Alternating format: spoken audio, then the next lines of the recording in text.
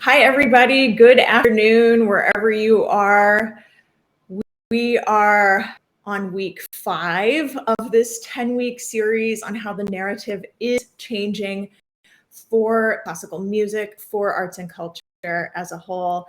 I'm Aubrey Bergauer. If I haven't met you yet, welcome. Whether you are watching this live now, whether you have tuned every week or some of the weeks, or you are watching this online later, wherever you fall, I'm really glad you're here. I'm so grateful to be doing this with you.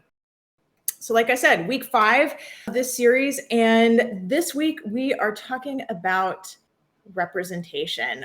Representation on stage, on staff, on our boards. This is a topic that you and I both know has seen a massive shift. We're talking about how the narrative is changing, a massive shift in what has changed in our industry in just the last year and a half or so. So this is good news. We also know we have so much work to do still on this, right? So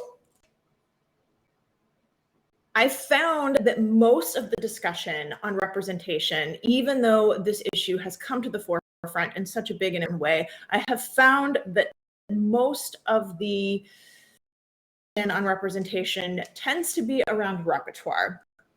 What programming on stage? That's good. That's great, even I would say, but that is not complete. And I also hear a lot of talk about representation on our boards. I think if I was ranking personally here the most of, I would say programming number 1, board composition number 2, and that's awesome. But I don't hear as much talk about representation on our staffs, and I hear some, so this is good. Again, progress, not perfection, many times, but I don't hear, maybe what I should say to be more specific is I don't hear talk about how are we going to achieve that. We have seen changes in a good way in the types of appointments we are seeing to senior staff in particular. That's good. That change has to start at senior level. But again, I don't hear as much of the how. How are we create greater representation, our full administrative staffs, regardless of the level of seniority? How are we recruiting the people that we want to again represent the full spectrum of talent available to us? So we're going to look at that today. We are going to talk about if we want our administrative teams to look differently than how they have looked in the past, we need to examine how to make our hiring process different in order to enact that change. So I will say on this specific of hiring our administrative staffs, there's a whole nother day we could talk about diversifying and representation on our stages, not just programming, but our guest artists, our musicians, our singers, if we're at an opera company, or actors, if we're at theater, all of that, whole separate topic. We'll touch on maybe a little bit of that today, but really today, the point is our administrative staff's offstage personnel. There is a huge opportunity for us right now. As the great resignation, the great reshuffle has really made a lot of positions start opening up, not just in the arts and culture sector. As we know, all sectors, this is happening before our eyes. But that does mean for us, combine that with the fact that organizations are hiring staffs back after so many layoffs and furloughs that occurred earlier on in the pandemic. Combine those two things, and there's just so much hiring happening in our field right now. So this subject to me feels so urgent, so pertinent to this moment in time right now, today. I will say, as we move into this, I'm going to share my screen in just a minute. I was never taught about best hiring. So if you're watching this, leave a comment in the chat, a comment in the comment section, whatever. If this applies to you too, I was never taught anything about how to hire well. And that was never taught to me as I first became a manager several years ago. Never mentioned to me when I first became a department head and was building up a team for the first time. And never even discussed with me when I became an executive director the first time. So I saw mistakes being made along the way. I saw myself making mistakes along the way. And it was 2012. That was the first year that I was a department head. That's when I was marketing director of the Bumbershoot Music and Arts Festival. And suddenly I was managing a team of 17 and really became fascinated with, how do I do this better? How do I make sure I get the best people to do these really important and critical jobs? And again, I saw myself making mistakes and thought, there's got to be a better way. So I started, as I do, going knee deep into the research, reading as much as I could, consuming as much as I could. And the 10 years since then, like I said, that was 2012, it's 2022 now. The 10 years since then have just continued to really try to immerse myself in what does the research say are the best ways to and recruit the most representative group of the talent available. Okay, we're going to spend the next 20 minutes or so talking about this, talking about what the data shows from this research. So I'm going to invite you, if you like what you hear along the way, please share with your feeds. If you want this tool, this training to be helpful to others, please share it. Please give it a like. That really means a lot to getting this work. And lastly, as we get going, I just also want to thank LinkedIn. The Creator Accelerator program is what is making this whole series possible. So I'm really grateful for LinkedIn's support of this content, the business side of the arts, trying to help empower our teams as we come back, change that narrative. So thank you to LinkedIn. Okay. I'm going to try to share my screen here so we can get this going.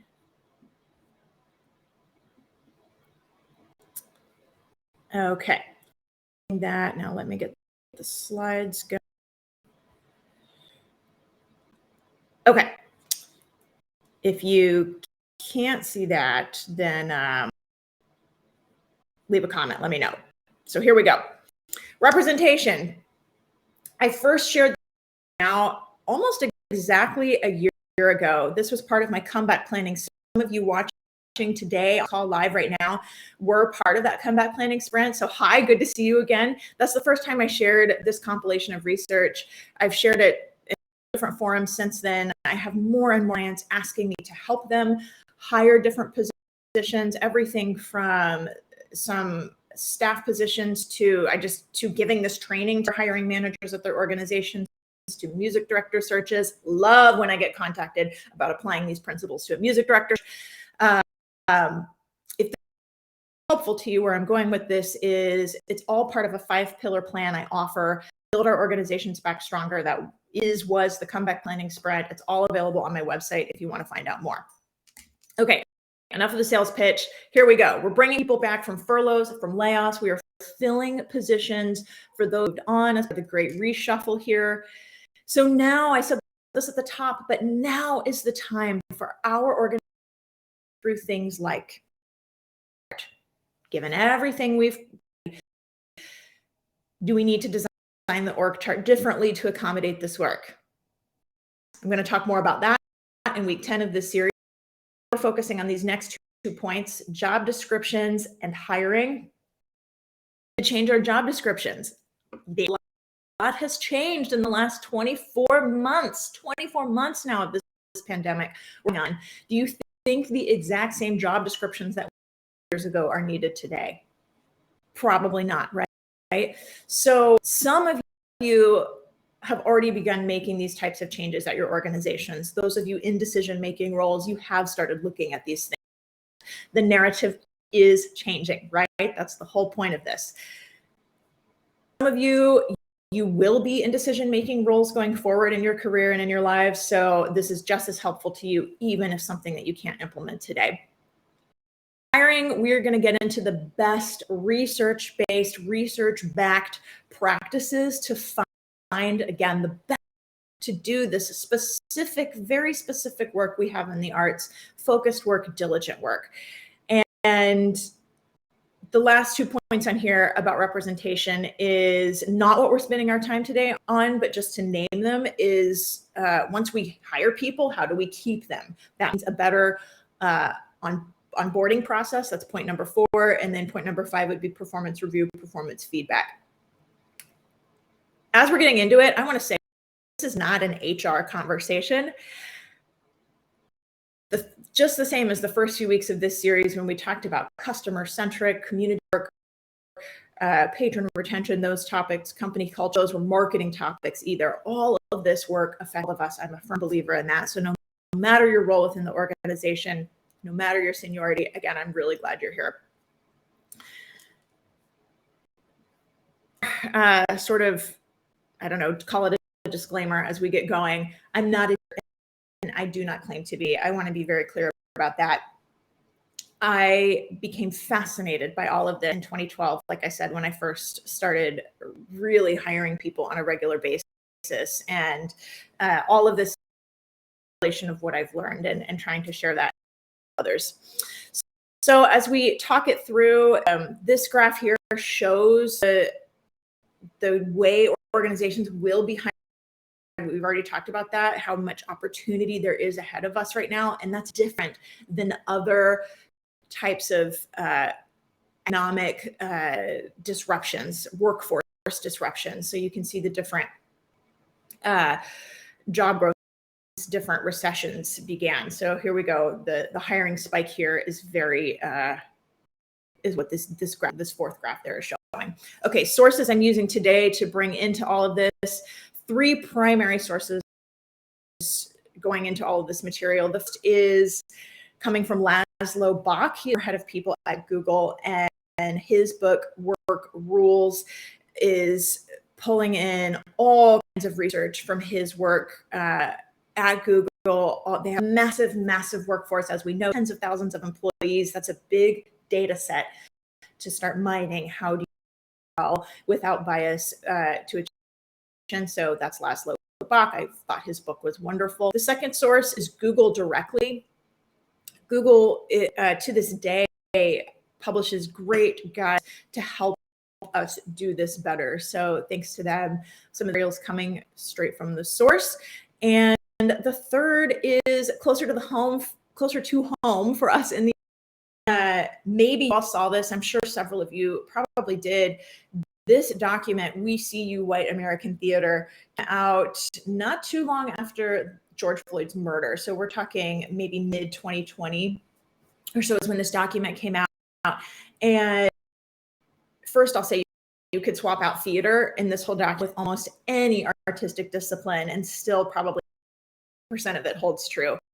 Second, I'll say that the for this was BIPOC American theater workers putting together their recommendations, demands for the field to do better.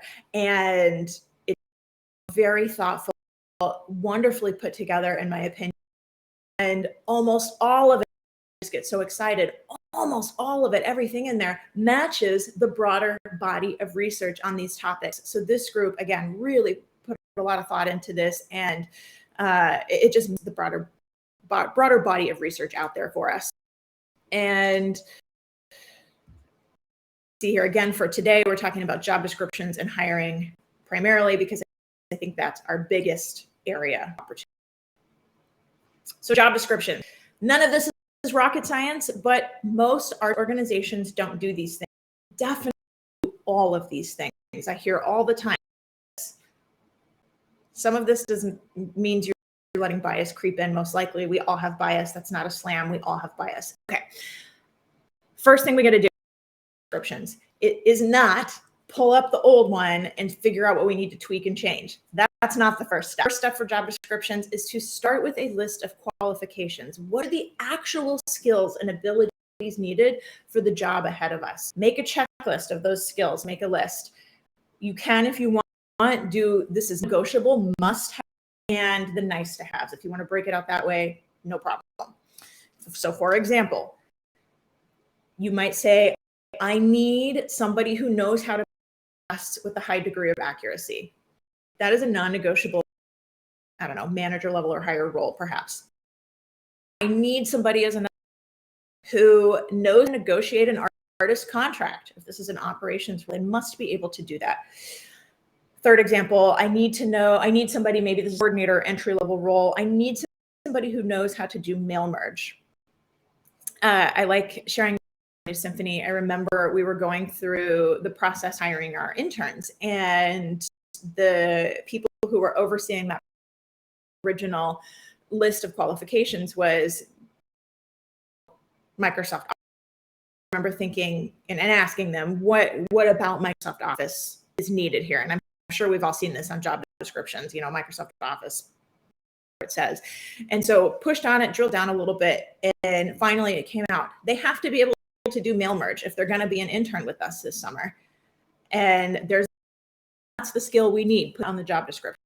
So, okay, the idea is that specifically what this person needs to be able to do. Keep the list because it comes back again later. Next, once you have that list of qualifications, flow it into the job description. Does not take the one that existed last time before that person, try to tweak it and update it. No, take your skills, flow that into the new job description. Then you need to, I love this one, check for and remove unnecessary standards. I really kind of beat my head against the wall with one. Is 7 years experience in a supervisory role actually, or fill in the blank what number of years experience we list as a prerequisite for a certain job? Doing something a while, whatever period of time, does not prove somebody is actually good at that thing, right? It just means they've done it for a while. So definitely doesn't prove somebody's a good people manager. And I think these sort of fill in the blank number of years required standards are some of the most arbitrary standards that almost always can be removed, because if we're doing everything correctly leading up to this point, listing those skills necessary, and then we'll get to how to design questions to elicit if a candidate has those skills. If we're doing that, it's not about how many years they have. It's about do they have the chance to do the work ahead of us? Okay. Do you really need a master's degree? Is that a necessary to be able to do this? What job in the arts actually absolutely 100% requires a master's degree? Maybe there are some, I'm not sure. Instead, what I think is I've worked with some people with those who are excellent coworkers and employees, and with master's degrees who aren't. So again, is that absolutely necessary for the job at hand? Next, remove gendered language. True confession, I've had to work on a lot. I used to say things, especially like, I need a real copywriting rock star for this role. And I thought it was so clever and would put that in the job description. Or I need a digital marketing ninja with those words are very gendered words. We have to sort of take a step back and think, is there another, can we say superstar? Is that less gendered, for example? So I'm not saying don't be fair. I'm saying really check ourselves on the language we're using and making sure bias creeping and we're not inadvertently suggesting what type of person should apply for that position by using that gendered language. Next, include the salary range. Some arts organizations are doing this now, thank goodness. Definitely not all. Narrative is changing. We still have a long way to go. Yes. Here's why we need to include the salary range. This does 3 things that help us as employees. The first is it eliminates people who don't want that salary, period. Everyone's time. I know I'm stating the obvious, but yet here we are, so many organizations still not listing salary ranges, thinking we're just going to woo them later and convince them to take the job, knock it off. Like it's just, or some organizations are embarrassed because they think it's not competitive. So just stop, just don't. The range is what it is. There's no shame in the game. It is what it is. And so put it out there. Do we need to be more competitive with our salaries? Yeah, sure. But for this point, it is what it is. So don't try to hide the point. Okay, number 2, conversely, it prevents us from lowballing. So this happens in represented groups. It keeps things fair. A range is fine. We can stick within that range. That's okay. But it makes when it actually comes time to make the offer, which goes right into the reason why listing the salary range is helpful to us as employees. It's because it becomes very helpful when making the offer. During the process, the interview recruitment process, if we're doing all of these steps, and again, we'll get to the actual interviewing steps in a moment, but if we're doing these steps with creating possible and then doing the hiring process the best way possible, then it becomes very clear to both the interviewer and the interviewee whether they've got it or not, whether they've got the skills or not, whether they have 90% of the skills, but there's a weak point that kind of comes out, like that becomes clear, and we're doing it this way. I love it.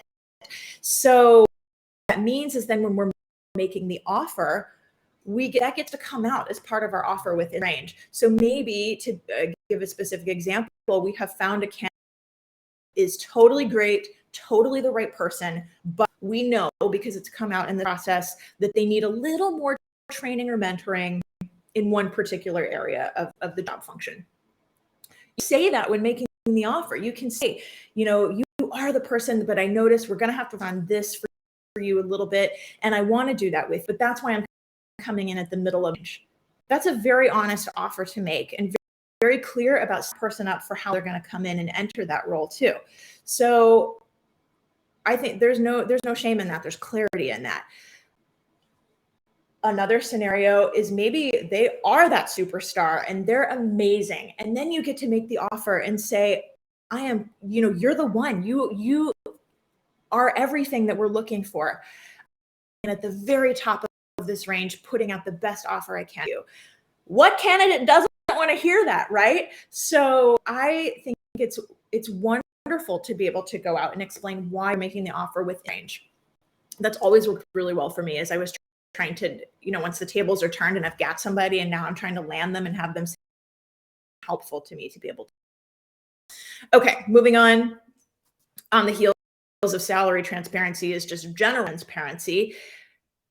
Got to be transparent about the role and the process. An organization that I think does this or did this exceptionally well is Of, By, For, All. If you haven't heard of them, that is from the museum, sort of, and that it's Nina Simon's organization that she had founded. Long story short, she was the founder CEO. Due to some personal things that she was very open about, she decided to step down from that CEO role. So they were recruiting a new CEO. That job description was so thorough, so transparent, is where I'm going with this. CEO transition, her personal reasons for making that transition. It gave specific questions they want to make sure that candidates addressed in their application material. So it wasn't a game with a candidate trying to see if they did the cover letter right or hit the right points or whatever. Like they just put it out there. This is what we want to hear from you.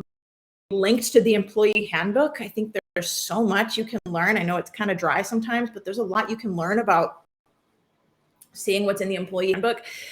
So they linked to it, and they did give going back to these other points of specific qualifications. So they said, for an example, we need somebody who can be who has clear, powerful communication skills, both written and oral. You can write a proposal, give an inspiring keynote address, lead an interactive workshop. They did not say strong communication skills. How many of us have seen that on a job description? Strong communication. They were very specific about what that meant for them in that organization and that role. Okay, like have some personality in the job description. Said may be very clinical so far, but doesn't mean we can't then bring some sparkle to it. So this is our chance to really. I see a lot of different job, different organization these days. Is this great reshuffle and hiring wave happening almost every single day. Single day, somebody in this field sends me an open job description for an open role, job description for an open role they have. With your network, Aubrey, can you put this out there? Aubrey, do you have any ideas for candidates? So I've seen a lot at the point, and so many of them look so similar. That's especially when we're in a job seekers market, that's not helping the employer, making themselves stick out to and trying to bring in these candidates want. So add some personality. This is our chance to really, like I said, sparkle, shine as the organization. Why is it interesting to work? So do have personality, do clever, just make sure we stick to the other things on all of them. Like I said, most organizations are not doing all of these things. Yes, all of these matter in terms of really matching up with what the research says is the most fair, equitable way forward. Moving on to hiring, Locke, as I said, is the former head of people at Google. He says it this way: there is ample data showing that occurs in the first 3 to 5 minutes of an interview, or even with the remaining time being spent confirming that bias. Interviewers are subconsciously biased toward people like themselves, and that most interview techniques are worthless. Ample data things. So what do we do about it? This list is fairly straightforward. For the sake of time, I won't read it all out loud, but I want to point out what it does not say. It does not say, when reviewing resumes, look for what organizations they've previously worked for. Again, it comes out of the interview questions, which we'll get to in just a minute, I promise, if they can hack it or not, about what previously worked for. It does not say look for if they have a music degree or not when I'm speaking to classical music organizations. If you're a theater company, for example, it doesn't say see if they have a theater degree. That's not what's necessary. It doesn't say see if they've held that exact role before. It doesn't mean somebody's good at it if they've had the title before. It just means they've had the title before. With their name, we infer so much from somebody's name unconsciously. I try, especially when I'm doing the first pass, looking at the resume, whether that's printed or in the email inbox in front of me, try not to, if I can, pay much attention to the name when I'm doing that first round. With hiring, I won't read all of this either, but I do want to just a few of these. The first is, I promise, about the types of questions we ask in our interview. A lot to say on this, but for this short training today, there are two main types of questions you need to know about. The first is behavioral. That is, tell me about a time when. That's the question you're asking the candidate. Time when, and you want to try to ask a behavioral question about when have they done this skill before. Whatever, back to your list. What skill? Tell me about a time when. A type of question is situational or hypothetical. What would you do if? Now, almost always, if you can, questions. Why? It's called predictive validity, and going back to the research, that is the best way to elicit if somebody has the skills to do the job needed, is those skills in their work before, not where they have the skill. So behavior by far is the of future behavior. That is why it's called predictive validity. That is why behavioral questions are by far the best in terms of eliciting if the candidate has the chops we are looking for. Situational or hypothetical type questions, if and when you can't get at a behavioral question.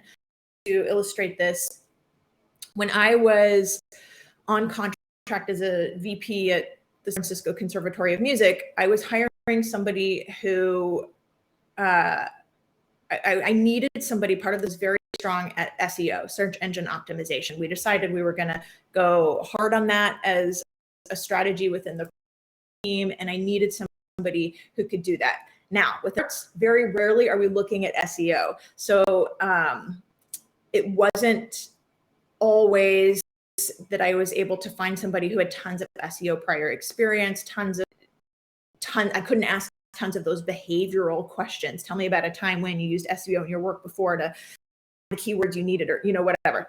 That wasn't really an option for a lot of candidates. So instead, I got to use situational or these hypothetical scenarios. And that's when you use it, when you have novel situations you need to introduce. So what would you do if you were to come here and to ramp up and become an expert on SEO? What would that look like? And it really helped me determine who knew exactly where they were going to look for training, how they were going to become an expert in that subject matter, that type of thing. Okay, that's predictive validity. I really want to underscore is to use rubric. This is what the researchers call behaviorally anchored rating scales. I've had to learn to be better at this and be more disciplined at this. felt at first almost rudimentary, and the truth is it's not. It's actually very disciplined and helps us become more objective evaluation. I'm now working on clients too, making these rubrics, sticking to it. Every candidate is evaluated by the same rubric. Every candidate is asked the same questions. That consistency is so critical to making the process more fair and more equitable. Why do the rubric? 20 years of research. That's why 20 years of research shows de facto it is more diverse candidates, and especially candidates from historically underrepresented and marginalized groups, period. If you care about that, you need to use a rubric. All of this in the end saves us time. This is statistically proven.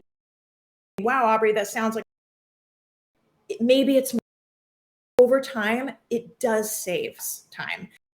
And you again and again, you can use those rubrics again and again. Now that over the years I've gone through this process many times, it does come very, in fact, is more quick than the old way of dig up the old job description, try to think like it's actually much a better use of my time, a more efficient use of my time, I've found. As Laszlo says, the alternative is to waste everyone's time with a typical interview is either highly subjective or discriminatory.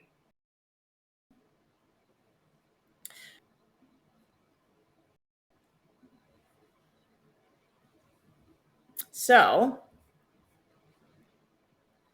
this topic of representation, I just want to say that was a very fast dive into, again, some things I've learned over the last 10 years of trying to be better at hiring, trying to change my own narrative around this topic. So I want to say this topic of representation is so big, so important. We have barely scratched the surface. And I do hope there's some applicable takeaways here. Now I'm looking at the comments. I just want to see, what have I missed here?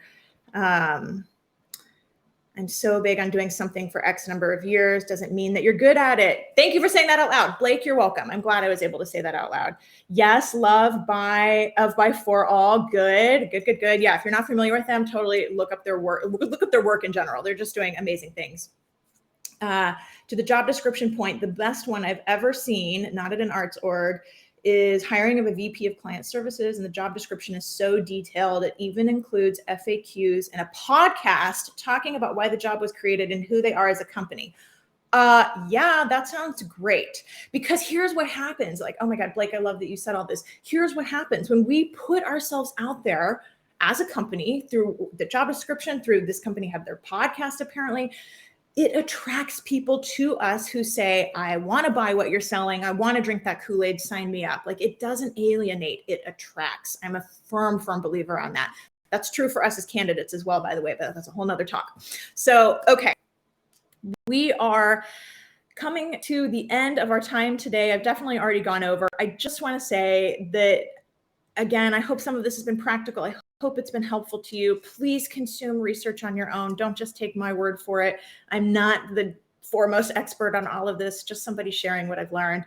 And I'll say it again, we have a huge opportunity in front of us as arts organizations, as we are hiring. We have such a huge opportunity, I mean, this makes me so excited, the opportunity we have, the amount of people we are bringing into our organizations collectively right now is more massive, I think, than I've ever seen in my career. And that's including living through the Great Recession of 2008. It just feels like a real moment in time, in my opinion. So I want to thank you again for watching, whether you are live right now or if you saw this later. Really thank you for spending the time to dig into this with me today. And again, I want to thank LinkedIn and the Creator Accelerator Program. It's just been a real pleasure to be doing this with you and to have your support behind this content going out there. And if you like what you heard, or if you learned something, please leave a like, leave a comment. It's so helpful to continue the dialogue on all of this. Share it with others. I really appreciate if you would do that. And follow me if you're not already. If this came up in your feed because somebody else shared it, give me a follow. We have 5 more weeks of this content. We're only halfway through.